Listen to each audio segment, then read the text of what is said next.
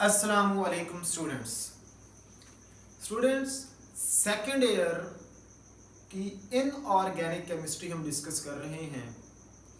Chapter number 4 का ये fourth lecture है और ये लेक्चर 2 पार्ट पर कंसिस्ट करता है।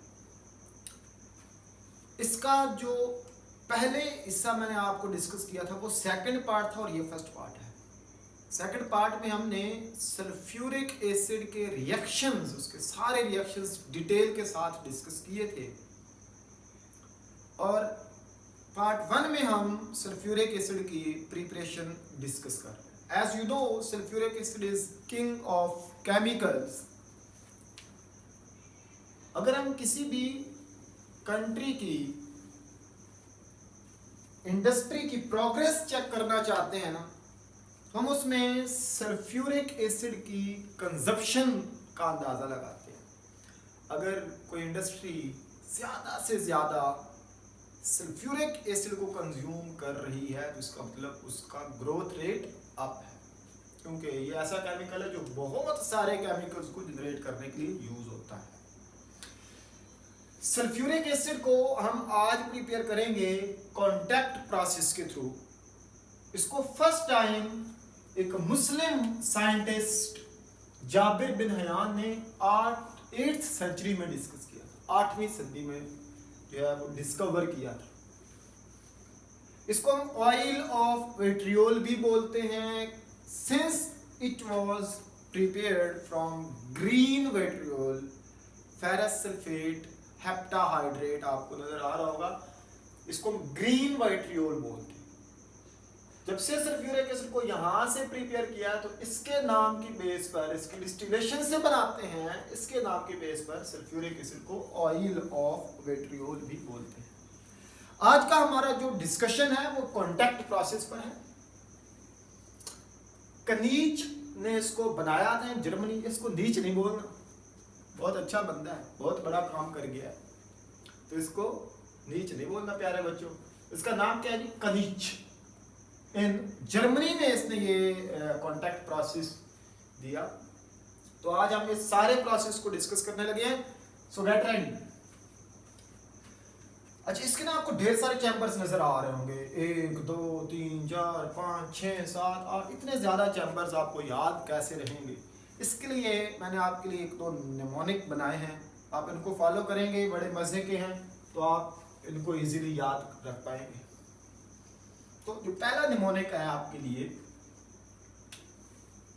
वो है जी save pets. Save pets is care of animals. Save pets is care of animal या सेव पेट्स केयरिंग एनिमल्स, जो भी आप याद रखें। Save pets caring animal, save pets या saving pets is caring of animal, जैसे भी आपको याद रहे आप इसको याद रख सकते। इसमें जो एस है ना, S, this is for sulphur burner. Sulphur burner, इसमें हम सल्फर को बर्न करेंगे, जलाएंगे सल्फर को। P फॉर प्योरीफाइंग यूनिट, और प्योरीफाइंग यूनिट के अंदर मजीद ये सारे यूनिट्स जो है ना, ये जो सारे आपको नीचे चैम्बर नजर आ रहे हैं, सारे के सारे पार्ट हैं प्योरीफाइंग यूनिट का। केयर के C for contact chamber, contact chamber, and animal के A से आप एब्जॉर्प्शन यूनिट, एब्जॉर्प्शन यूनिट याद रख सकते हैं। सो स्टार्ट करते हैं बच्चों। ये जो चैम्बर है ना, इसको सल्फर बर्नर या पाइराइट बर्नर भी बोलते हैं, आयरन पाइराइट। इसमें हम सल्फर को बर्न करते हैं to produce sulphur dioxide gas. ये सल्फर डाइऑक्साइड से हमारा जो प्रोसेस है ये स्टार्ट। प्यूरिफाइंग यूनिट के अंदर सारा काम हम सल्फर डाइऑक्साइड पर ही करते रहेंगे और फिर इसको भेजेंगे कॉन्टैक्ट चैम्बर के अंदर, यहाँ से सल्फर ट्राइऑक्साइड बनेगी और देन एब्जॉर्प्शन यूनिट में जाकर ओलियम, और ओलियम से आप अपनी मर्जी की कॉन्सेंट्रेशन का सल्फ्यूरिक एसिड बना लेते हैं। सल्फर को बर्न कर लें या फिर आप आयरन की ओर है आयरन पाइराइट FeS2 इसको बर्न करें। यहां से आपको मिलेगा बच्चों फेरिक ऑक्साइड और सल्फर डाइऑक्साइड।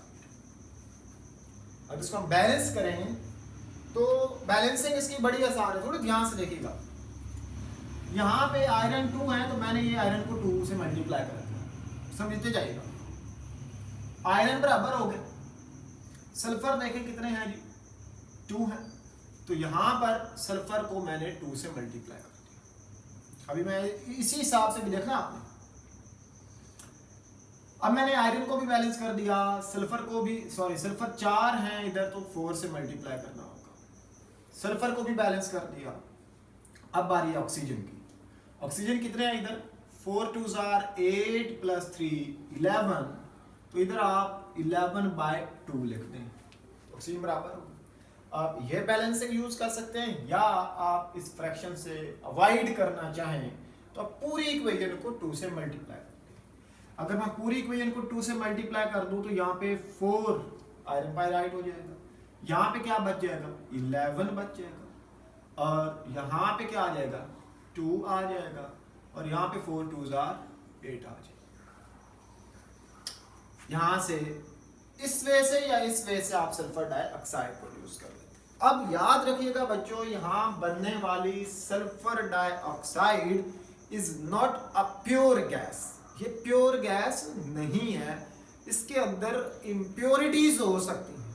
कौन सी इम्प्योरिटी सर, हमें को नजर नहीं आ रहा बच्चों। एक्चुअली जो सल्फर है ना, जब आप सल्फर को बर्न करेंगे, सल्फर के अंदर इम्प्योरिटीज मौजूद हो सकती हैं, या जो इसका ओर है इसके अंदर इम्प्योरिटीज हो सकती हैं, जिसमें एक बहुत ही डेंजरस किस्म की इम्प्योरिटी है। हमारे इस प्रोसेस में हमें मतलब ढेर सारा लॉस हो सकता है उससे, वो आर्सेनिक की इम्प्योरिटी है। तो हम यहाँ पे इसके अंदर जो इम्प्योरिटीज वगैरह है ना, उसको मैं यहाँ पर सल्फर डाइऑक्साइड गैस ये आ रही हमारे पास जी, इसके अंदर मैंने इम्प्योरिटीज वगैरह लिख दिया, डस्ट टाइप लिख दिया, डस्ट, ठीक है। वो सारी इम्प्योरिटीज, उसी को हम बेसिकली डस्ट ही कह रहे हैं। तो अब हमें सल्फर डाइऑक्साइड मिल गया। एक और बड़ी मजे की मैं आपको बात बताऊं, जो आयरन पाइराइट है ना, इसको हम एक और भी नाम देते हैं, that is very interesting, fools gold. Fools gold,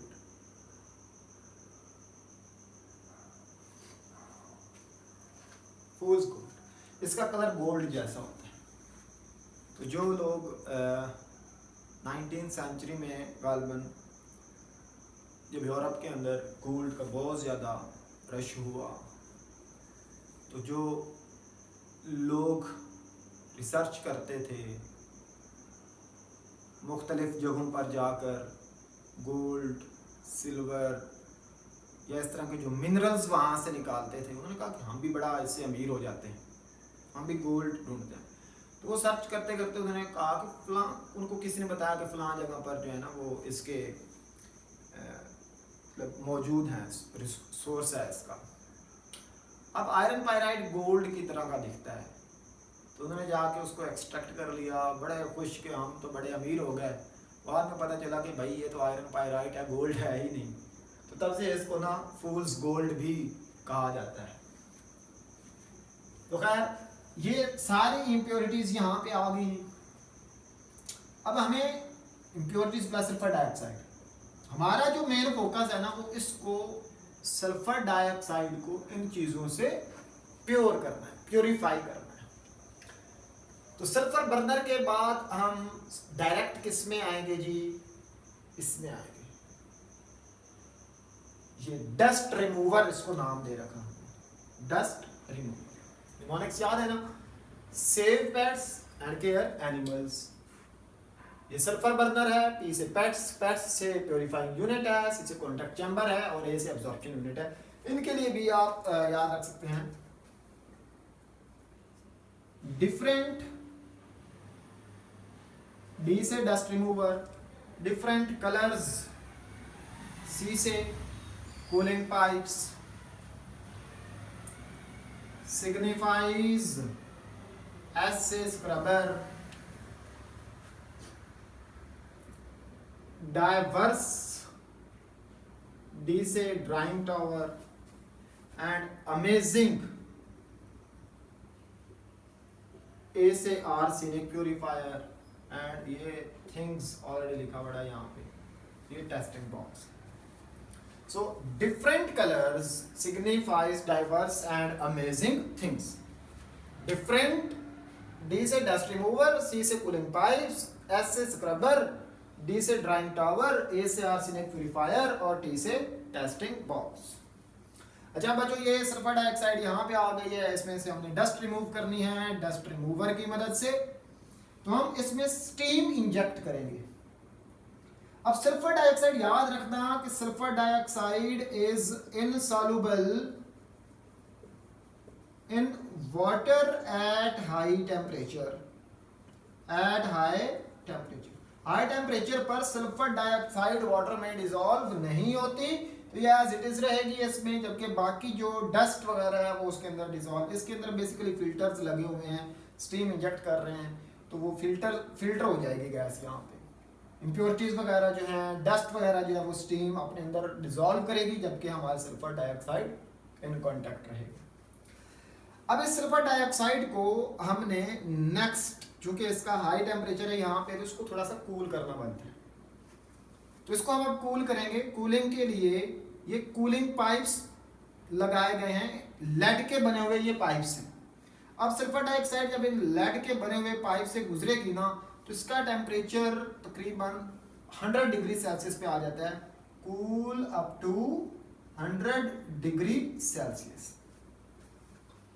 अभी भी इसके अंदर कोई एसिड फॉर्म जैसी इंप्योरिटीज मौजूद हैं, उनको भी हमने निकालना है। तो कूलिंग पाइप्स के बाद इसको हम भेजेंगे स्क्रबर में। हमने मुंह धो लिया जी, डस्ट वगैरह उतर गई है जी, अब पंखे पे थोड़ा सा ठंडी हवा ले रहे हैं। उसके बाद अब हमें स्क्रबर लगाना है ताकि मज़ीद अंदर जो इम्प्योरिटीज़ लगी हुई हैं उसको भी ख़त्म किया जाए। तो अब मैंने स्क्रबर के अंदर इस गैस को भेज दिया। स्क्रबर में क्या होगा, स्क्रबर में यहाँ से हम यहाँ पे स्क्रबर जो है ना वो वाटर का स्प्रे करेंगे अगेन। अब वाटर का जब स्प्रे करेंगे तो इसके अंदर जो अदर इम्प्योरिटीज मौजूद हैं वो यहाँ पे डिसॉल्व हो जाएंगी, जो यहाँ पे नहीं डिसॉल्व हुई वो यहाँ पे डिसॉल्व हो जाएंगी। इसको स्क्रबिंग या वॉशिंग भी बोलते हैं, वॉशिंग ऑफ गैस। गैस को यहाँ पे हम मजीद क्या करेंगे, वॉश करेंगे। देन इस वॉश्ड गैस को, चूंकि वेट गैस है ये, इसके अंदर कुछ ना कुछ वाटर कंटेंट है, तो इसको हमें ड्राई करना है। तो अब ये यहाँ से मजीद चलती इधर आ। इस पॉइंट को बड़े ध्यान से समझना आपने। ड्राइंग टावर, जब आपने इससे वाटर को एब्जॉर्ब करना है तो उसके लिए आप यूज करेंगे सल्फ्यूरिक एसिड को। किसको यूज करेंगे जी, sulphuric acid, concentrated sulphuric acid डालें इसमें। सल्फ्यूरिक एसिड आपको पता है हाइग्रोस्कोपिक होता है, डिहाइड्रेटिंग एजेंट होता है। तो ये यहाँ से आने वाली गैस, ये ऐसे ट्रिकल डाउन लिखा होगा आपकी बुक में, ये ट्रिकल डाउन करके ऐसे ड्रॉप बाय ड्रॉप नीचे सल्फ्यूरिक एसिड आ रहा है। और ये जो ड्राइंग टावर है this is filled with Coke. दो बातें इसमें हैं, सल्फ्यूरिक एसिड ट्रिकल डाउन्स, और ये जो ड्राइंग टावर है this is filled with Coke. Coke यानी कार्बन, ये मैंने कोक बार लगाए हुए हैं, ये कोक है, ये क्या है जी, कार्बन है। तो सल्फ्यूरिक एसिड इसमें से जब वाटर को एब्जॉर्ब करेगा ना, तो वाटर और सल्फ्यूरिक एसिड का जो रिएक्शन है this is highly exothermic reaction. इतनी एनर्जी रिलीज हो सकती है कि ये एक्सप्लोड कर सकता है यहाँ पर। तो हमें उस एनर्जी को एब्जॉर्ब करना है। अब उसकी एब्जॉर्प्शन के लिए यहाँ पे कोक यूज की गई है। इसका और कोई फंक्शन नहीं है कोक का, इसका फंक्शन सिर्फ ये है कि यहाँ पर एक्स्ट्रा एनर्जी को क्या करेगी, एब्जॉर्ब कर लेगी। अब सल्फर डाइऑक्साइड यहाँ पे ड्राई हो चुकी है, not carbon, sulphur dioxide dry हो चुकी है। अब हमें सबसे बड़ा दुश्मन जो है हमारा, जो हमारे यहाँ पे कॉन्टैक्ट टावर में हमें नुकसान पहुंचा सकता है, वो है arsenic oxide, that is arsenic oxide.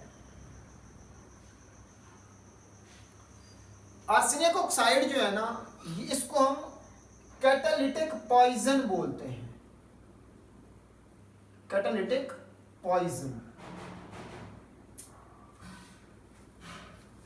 यहां पे हमने कैटलिस्ट यूज करना है कॉन्टैक्ट टावर के अंदर, vanadium penta oxide. This is vanadium penta oxide, ये कैटलिस्ट हमने यूज किया है सल्फर डाइऑक्साइड की ऑक्सीडेशन के दौरान। आपने फर्स्ट ईयर में स्टडी किया होगा, इसमें जो सल्फर डाइऑक्साइड आएगी उसको हम ऑक्सीडाइज करके सल्फर ट्राइऑक्साइड में कन्वर्ट करेंगे। तो ये हमारे इस कैटलिस्ट के लिए पॉइजन है, ये इसको इनएक्टिव कर देगा। तो हमें इस दुश्मन से यहीं पे निपटना होगा।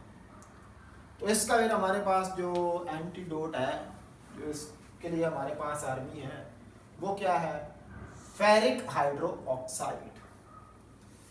फेरिक हाइड्रो ऑक्साइड जो है वो इसके साथ रिएक्ट करके, जब यहाँ पे याद रखिएगा आर्सेनिक प्यूरिफायर में दो तरह का फिनोमेना होता है, फिजिकल और केमिकल।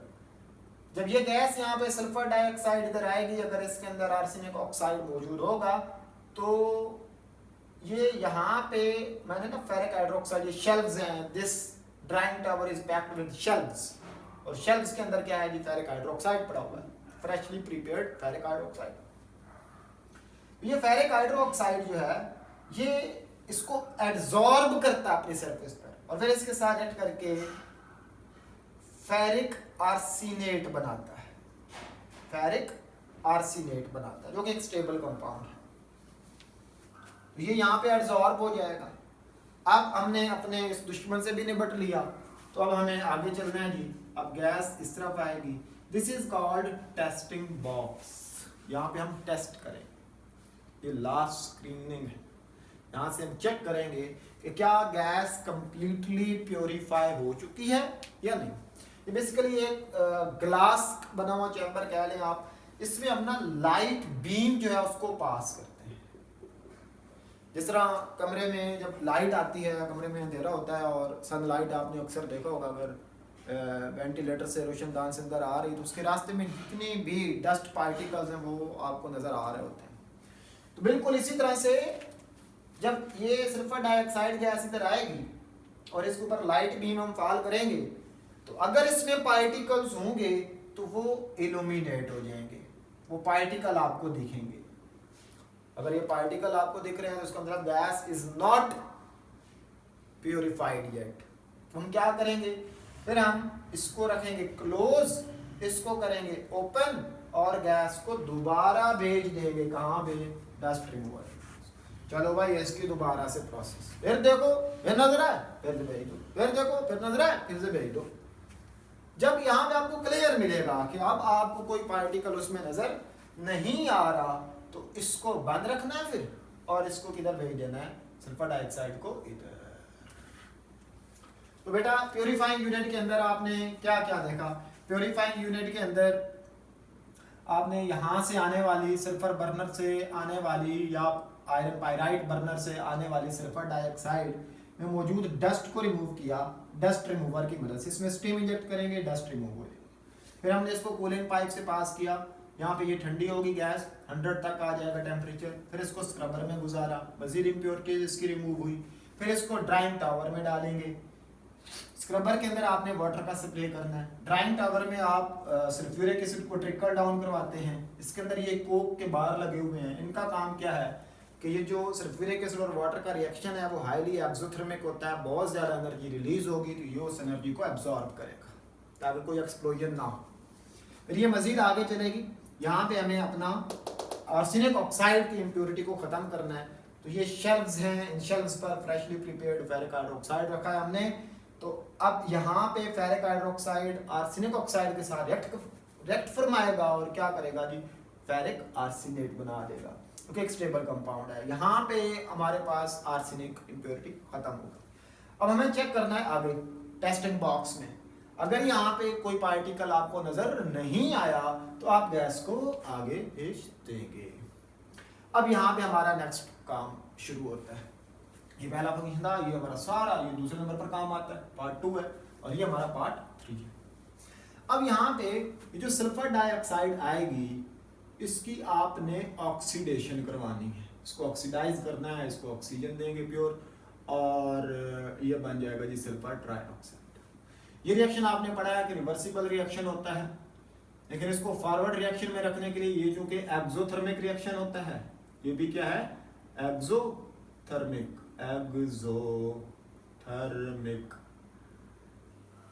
तो ये रिवर्स हो जाएगा।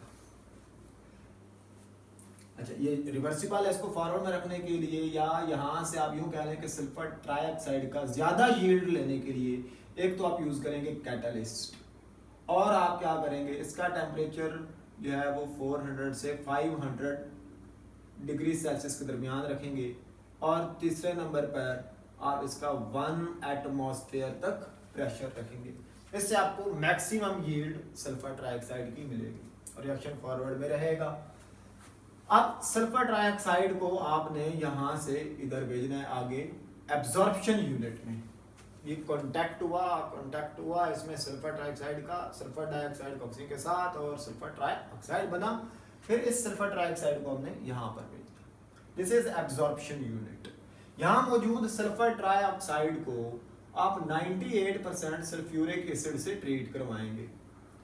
सल्फर ट्राइऑक्साइड को 90% सल्फ्यूरिक एसिड से ट्रीट करवाएंगे और आपको मिलेगा, जस्ट कंबाइन करें, H2S2O7। This is called oleum या पायरोसल्फ्यूरिक एसिड, पायरोसल्फ्यूरिक